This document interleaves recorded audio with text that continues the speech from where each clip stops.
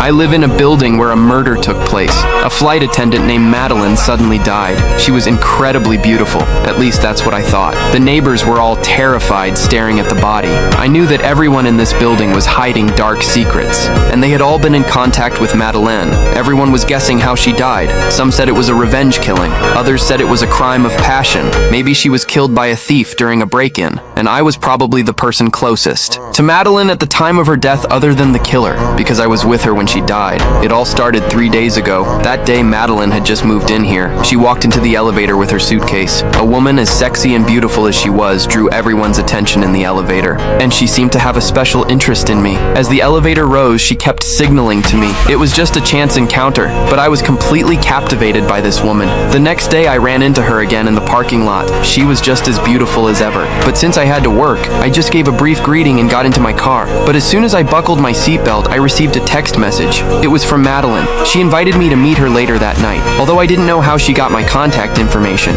I admit I really wanted to accept her invitation, but I already had a girlfriend. After some hesitation, I deleted the message. But when I got home from work that evening, I unexpectedly ran into Madeleine again in the hallway. At that point, she was clearly drunk, worried about her safety. I escorted her back to her apartment and covered her with a blanket. After doing all of that, I prepared to leave, but Madeleine suddenly grabbed my hand. She asked me to stay and keep her company. Her words and actions were full of temptation. In the end, I stayed. We sat together, drank, and chatted, spending a pleasant night together. However, the next morning when I woke up, I turned to see Madeleine lying next to me in an extremely strange position. I immediately leaned in to check. To my shock, I discovered that Madeleine was dead. This instantly sobered me up. I froze in place. My mind was filled with nothing but a loud buzzing.